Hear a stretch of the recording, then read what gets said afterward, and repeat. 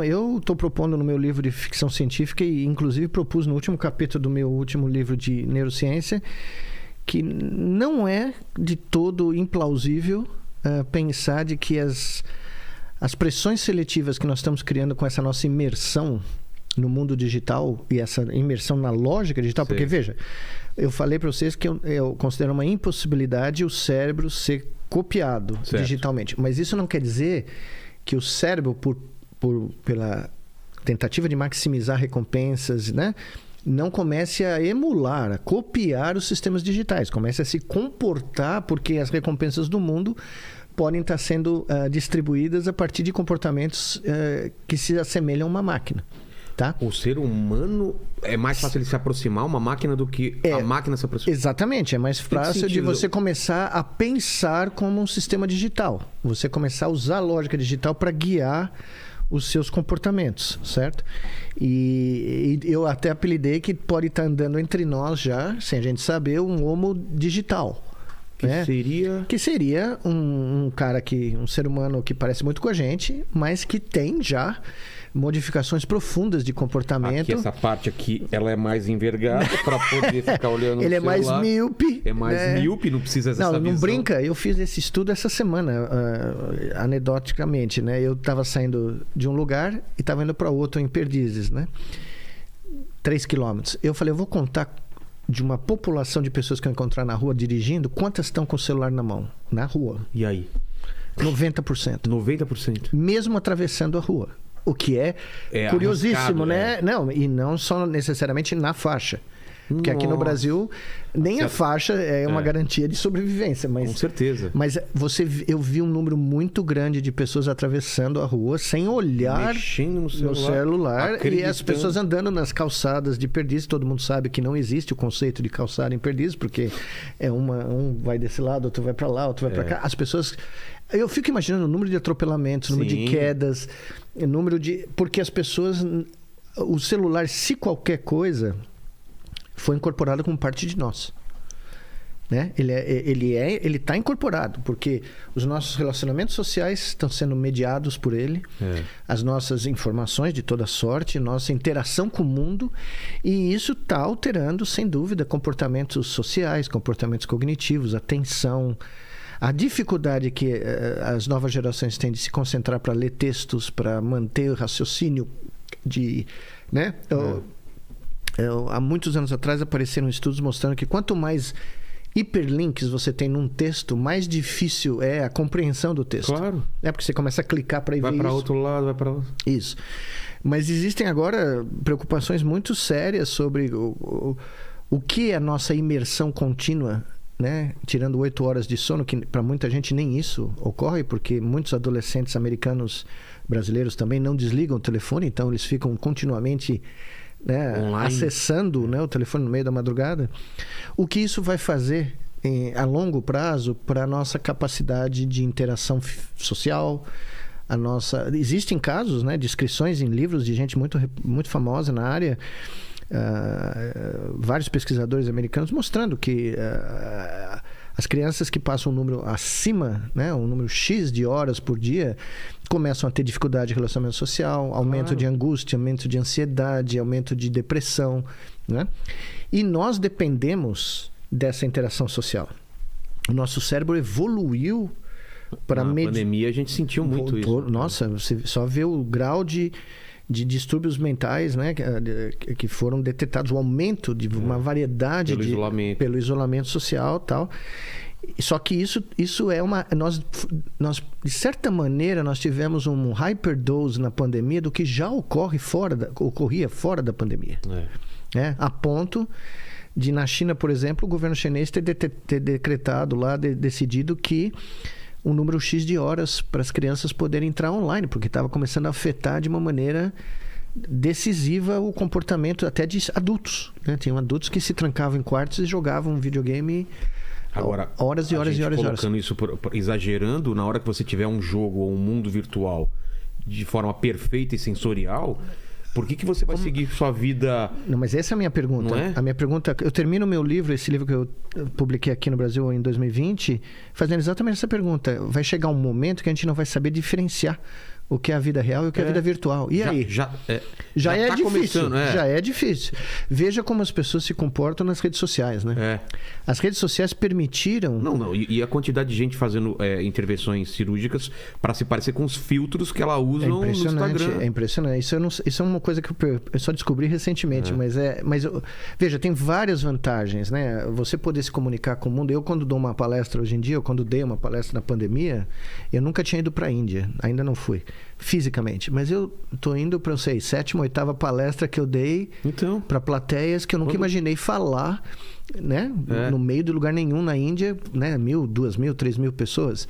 Quer dizer, tem, claro, mas eu senti ao longo desses 2 anos e meio uma diferença brutal do que é dar uma palestra via Zoom e do que é dar uma palestra real. Claro. Né? Porque eu desenvolvi uma forma, né, de dar palestra onde eu sinto o pulso da plateia. Eu estou vendo como as pessoas estão reagindo ao que eu estou falando, a velocidade, se elas estão com cara de não estou entendendo nada ou estão com cara de uau. Né? Quando você dá uma palestra via Zoom, você não tem esse feedback. Exato. E você não tem a sensação que você está interagindo. Ela fica uma coisa muito mais unidirecional, né? Do palestrante para a plateia.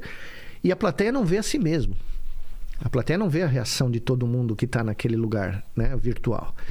E nós dependemos disso. A gente foi criado assim. A nossa espécie evoluiu, inclusive capacidades cognitivas de interpretar o que você está pensando, o que ele está pensando. Num grupo social, chama teoria da mente. Existem áreas, circuitos do cérebro especializados em auferir qual é o pensamento de outros membros dos nossos grupos sociais. E isso é essencial para manter uma dinâmica social positiva. Né? E isso está se perdendo. E num dos livros que eu li para fazer o meu trabalho, o meu próprio livro, era muito clara essa pesquisadora americana dizendo, olha, eu entrevistei centenas de jovens que vivem mais do que X horas, né? E é clara online, né? E é claro, eu consigo diagnosticar as perdas, né? Em termos de habilidade de convívio social, lidar com frustração, ansiedade, angústia, né? E é curioso, é muito curioso porque essa própria pesquisadora 30 anos atrás era totalmente favorável ao uso de sistemas digitais para intermediar interações humanas. Tem uma outra coisa que é meio assustadora e eu não sei se isso é bom ou ruim, que é o seguinte: quando eu era criança eu sabia o telefone de todo mundo, hoje eu não sei mais nenhum. Às vezes você não sabe o seu. Às vezes eu esqueço o meu número. Da minha mulher eu não sei. Eu só sei o meu porque eu já tenho que passar várias vezes. Mas eu lembro ainda o telefone da minha casa de São Bernardo de quando eu era criança. É verdade. E nem todo mundo lembra hoje em dia. Exato. Mas eu tô falando isso para telefone, para conta simples, para mapa que a gente usava para chegar nos lugares, que a gente abria o guia de São Paulo, e a gente está perdendo essa capacidade. Até tem um conto, não sei se é do Arthur C. Clarke ou do Asimov, chegava um ponto na humanidade que as pessoas que sabiam fazer contas de cabeça ou na mão eram tratadas como quase mágicos. Sem dúvida. Porque mas isso está acontecendo. Porque a máquina, a gente confia tanto na máquina que o Waze, a gente nem pensa se aquele realmente é o melhor caminho. Se tem uma programação que às vezes tem que você tem que passar por certos lugares porque é legal para mostrar certas marcas, você vai acreditar piamente. Ou se o celular tá te falando que agora é a hora de você experimentar tal coisa, e aí? Veja, a gente tá perdendo essas coisas básicas de raciocínio. Sim, eu sou talvez membro da última geração que aprendeu a fazer raiz quadrada na mão. Nossa, nem a minha geração já não Então, se você perguntar para qualquer pessoa no universo hoje como se extrai uma raiz quadrada na mão, não faço ideia, eu nem lembro direito, mas eu aprendi isso na mão, né? E a gente brincava entre nós, né? Me lembro de anos atrás falando, se alguém alterar a maneira que as calculadoras funcionam, né, e colocar um pequeno erro de código que muda o resultado, o cálculo de qualquer coisa aí, raiz quadrada, vai acreditar piamente naquele resultado. A humanidade não vai detectar durante anos. Vai demorar muito para você conseguir descobrir que houve um erro, né? E por isso que eu me bato com a ideia. Todo mundo se sente extremamente... Eu uso, né, a tecnologia digital para o meu trabalho, eu uso para minha vida, claro. Mas por isso que eu me bato que nós temos que ter muito cuidado em subcontratar a governança e o controle das nossas vidas a algoritmos, a aplicativos, porque vai chegar um momento, se isso continuar, em que nós vamos perder o controle completo. Não, as nossas escolhas já não são nossas escolhas. Não necessariamente, exato. Porque a Netflix, ela te dá sugestões, o Spotify te dá sugestões, o YouTube te dá sugestões. O meu hobby favorito é nunca aceitar nenhuma sugestão jamais concedida pela Amazon, pela máquina. Nada, nunca, jamais. Por que eles estão querendo que eu assista esse filme? Eu devo ser um péssimo... Que é chamado a pedra no sapato. Você é uma anomalia dentro Os caras falam, da o cara inteligência. comprou esse livro, nós recomendamos 200 do mesmo dentro título. Do algoritmo, ele você é uma anomalia. Exato. Ele foi lá e comprou um de física quântica, não tem nada a ver aqui.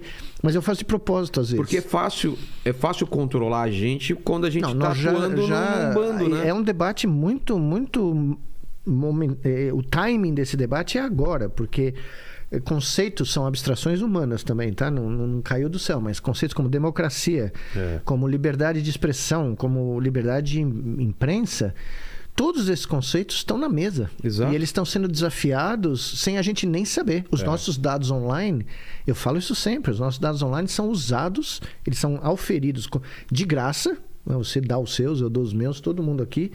E eles são estudados, analisados, empacotados, recortados e vendidos por um lucro impressionante que faz com o business plan de algumas empresas ser viável. A Google não ganhava dinheiro, não ganharia jamais o que ganhou só fazendo um site de busca. E ela ia falir.